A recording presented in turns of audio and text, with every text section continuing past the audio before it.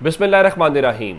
लाखों करोड़ों दुरूदो सलाम मोहम्मद मुस्तफ़ा सल्लल्लाहु अलैहि वसल्लम और आले मोहम्मद पर। मैं हूँ उमर दराज गोंदल। पाकिस्तान को जहाँ बहुत सारे एजाज़ हासिल हैं, रात पाकिस्तान ने एक नया एजाज़ ये हासिल किया कि करोड़ों की आबादी पर मुश्तमिल एक सूबे का चीफ एग्जीक्यूटिव लापता हो गया, अपने ही मुल्क में लापता हो गया। और उस शख्स की जिम्मेदारी अपने सूबे के लोगों को प्रोटेक्ट करना है, उनकी हिफाजत करना है, वो उनको जवाबदेह है, लेकिन वो खुद लापता हो गया। किसने लापता किया, क्यों लापता किया, वो खबर तफसील के साथ आपके सामने रखेंगे। लेकिन कई घंटे ममलकत खुदादाद में लापता रहने के बाद सुबह तकरीबन 4 बजे के आसपास उनसे रब्ता इस्टेब्लिश हुआ। और जब सूरज अभी तुलू होना शुरू हुआ था, अभी थोड़ा सा अंधेरा था, उस वक्त खैबर पख्तूनख्वा के वज़ीर आला अली अमीन गंडापुर जो हैं वो पेशावर पहुंच गए। वो कहाँ से पेशावर पहुंचे, असल खबर ये है। आगाज़ करते हैं सबसे पहले कि ये वाक़या हुआ कैसे, क्या कुछ हुआ और उसके बाद क्या हैपनिंग्स होती रहीं। बताया गया कल दिन 3 बजे आखिरी रब्ता उनका अपने तर्जुमान के साथ, या खैबर पख्तूनख्वा हुकूमत के जो तर्जुमान हैं बैरिस्टर सैफ, उनके साथ हुआ। और शाम 5 बजे के बाद वो मिसिंग पर्सनस में चले गए, उनका कुछ अता पता नहीं था। लेकिन रात 1:30 बजे उमर अयूब ने इस सिलसिले में बाज़ाब्ता तस्दीक की और ये बताया कि वो कहाँ थे, उसको किसने बुलाया था। फिर अगली बात आपको बताते हैं। 1:29 पे कौमी असम्बली में अपोजिशन लीडर उमर अयूब ने कहा, अलर्ट, वजीर आला केपी अली अमीन गंडापुर को चाय के कप पर मदऊ किए जाने के बाद विफाकी हुकूमत, आगे उन्होंने स्लैश डाल के लिखा, इस्टेब्लिशमेंट ने उनको उनकी मर्जी के बगैर बिठा दिया है और उनसे राब्ता मुनक़ता हो गया है। उनके सिक्योरिटी अमले का सुराग नहीं लगाया जा पा रहा और उनके फ़ोन्स बंद हैं। आज पाकिस्तान का ये हाल है कि हमारी पार्टी के चेयरमैन गिरफ्तार, MNAs गिरफ्तार, और कुछ ने पार्लियामेंट हाउस के अंदर पनाह ली हुई है क्योंकि बाहर पुलिस की भारी नफरी उनको गिरफ्तार करने के लिए खड़ी है। इसके साथ कायदे हिज़्ब इख्तिलाफ और पार्लिमानी लीडर के खिलाफ 3 जाली FIR दर्ज और गिरफ्तारी मुतवक्के है। ये शब्द इसलिए किया जा रहा है कि PTI और हमारे इत्तेहादियों ने 8 सितंबर 2024 को इस्लामाबाद में पुरअमन एहतजाज किया। अब इसमें उन्होंने इल्ज़ाम ये लगाया कि अली अमीन गंडापुर को दावत दी गई, चाय के कप के ऊपर इन्वाइट किया गया और उन्होंने कहा कि वफाकी हुकूमत या इस्टेब्लिशमेंट ने उनको बिठा लिया। ये मॉडल अगर आपको याद हो, असम्बलियाँ टूटने वाला जब मामला सब कुछ हुआ था तो 9 मई के बाद इमरान खान ने कमेटी बनाई थी मुज़ाकरात की। तो उस वक्त परवेज़ खटक को और असद कैसर को इस्लामाबाद बुलाया गया था किसी सेफ हाउस में या किसी महफूज जगह के ऊपर, और उसके बाद उनको वहाँ पे काफ़ी देर बिठाए रखा गया। फिर वो मुलाकात जो है वो प्रेस कॉन्फ्रेंस के ऊपर इख्तिताम पजीर हुई, जिसमें परवेज़ खटक जो है वो तहरीक इंसाफ से अलग हो गए। रात भी यही खबरें थी कि अली अमीन गंडापुर को कहा जा रहा है कि आप अपने ओहदे से इस्तीफ़ा दें, लेकिन उन्होंने इस्तीफ़ा नहीं दिया, जिसके बाद ये सब कुछ हुआ।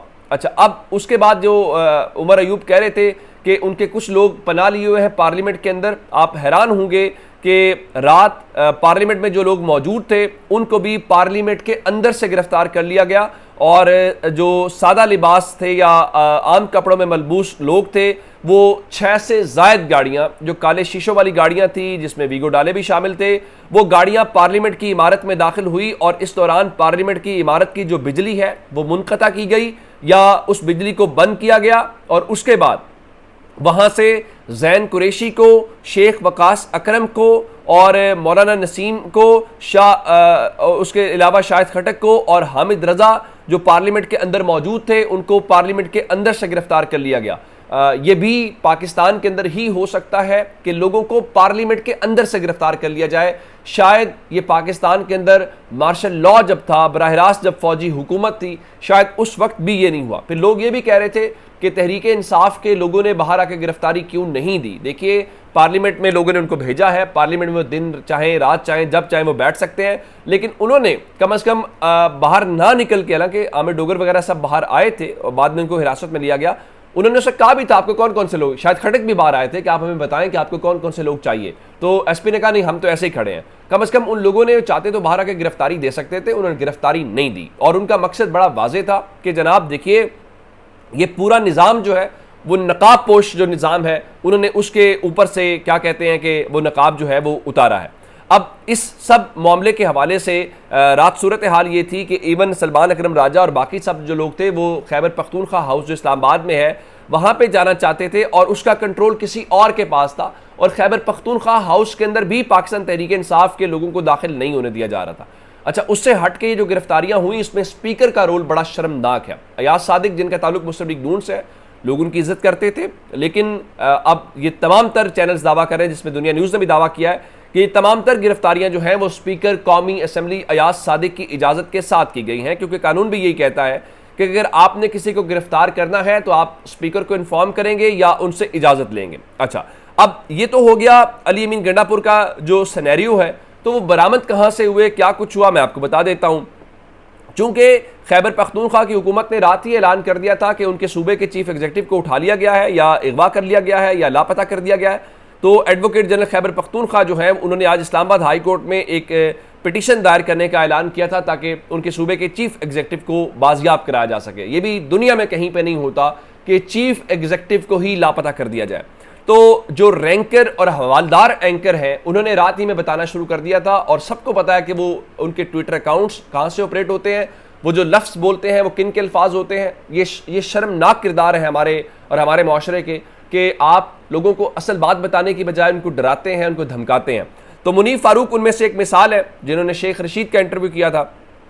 तो उन्होंने कहा जी अली अमीन गंडापुर हिरासत में नहीं है बल्कि ख़ास मुश्किल में है, उन्होंने एक सख्त दिन गुजारा, अल्लाह ताला कर्म फरमाए आमीन। देखिए, उनको आपने बुलाया, सूबे के चीफ एग्जीक्यूटिव हैं, मुलाकात के लिए बुलाया और कई घंटे आपने उनको गायब रखा, जिसके बाद वो तकरीबन सुबह जो है वो अलसुबह वहाँ पे जो है वो पहुँच पाए। और इस दौरान जो अली अमीन गंडापुर के भाई हैं वो रात बता रहे थे कि ये मुश्किल वक्त है, ये गुजर जाएगा, और अली अमीन गंडापुर के भाई ने 4:09 पे ये कहा कि established contact with brother Ali Amin Gandapur sorry KP chief minister who after a hectic prolong meeting on law and order has now entered his own province. यानी उनके मुताबिक वो एक थका देने वाली तवील लॉ एंड ऑर्डर की यानी अमन व अमान की सूरत हाल के ऊपर जो मीटिंग है उसके बाद अपने सूबे में दाखिल हो गए।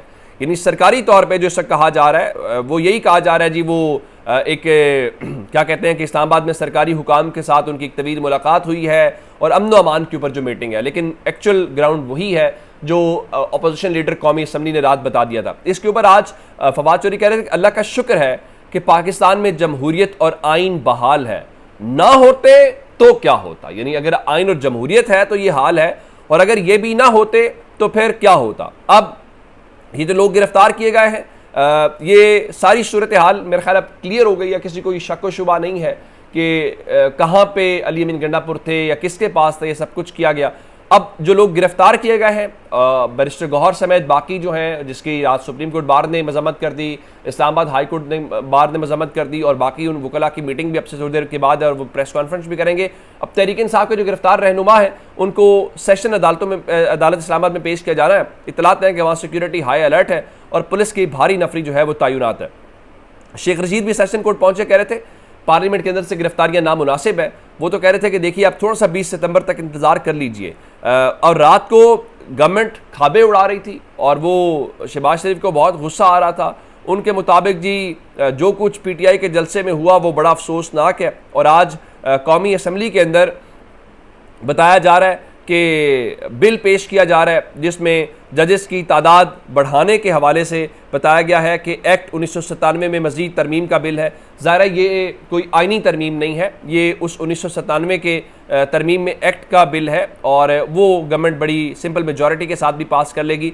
तो यूँ इसलिए एक तनाजुर ये भी है कि रात जो गिरफ्तारियाँ की गई हैं वो इस पार्लियामेंट के बिल के हवाले से हैं। मैंने कल आपको खबर दी थी कि इंडियन वज़ीर ख़ारजा सऊदी अरब में थे, अबू धाबी के क्राउन प्रिंस जो है वो इंडिया आए हुए थे और हम अपने लोगों को गिरफ्तार कर रहे थे। एक खबर आपको जियो न्यूज़ ने जो रिपोर्ट की है कि UAE ने, मुत्तहिदा अरब अमारात ने अपने एटमी बिजली घर की देखभाल की जिम्मेदारी भारत के सुपुर्द कर दी है। हालांकि उनको पता है कि उनका जो बरादर इस्लामी मुल्क पाकिस्तान है वो भी एटमी ताकत है और वो भी एटमी घर चलाने का तजर्बा रखता है, लेकिन चूँकि हमें फ़िलहाल अपने लोगों को फिक्स करने से फुर्सत नहीं है और हमें शायद उस तरफ अभी हमारा ध्यान नहीं है। जब ध्यान होगा तो उन चीज़ों को देखेंगे। और इन तमाम वाक़यात से आपको अंदाज़ा हो रहा होगा कि पाकिस्तान के अंदर जो फैसला साज हैं, जो साहिबान इख्तियार हैं, वो कितने दूर अंदेश हैं और वो कितने विजनरी हैं, और इल्ला माशाल्लाह हम कितने महफूज हाथों में हैं। बस पाकिस्तान के लिए और अपने मुल्क के लिए दुआ ही की जा सकती है। अपना बहुत सारा ख्याल रखिएगा। खुदा हाफिज़।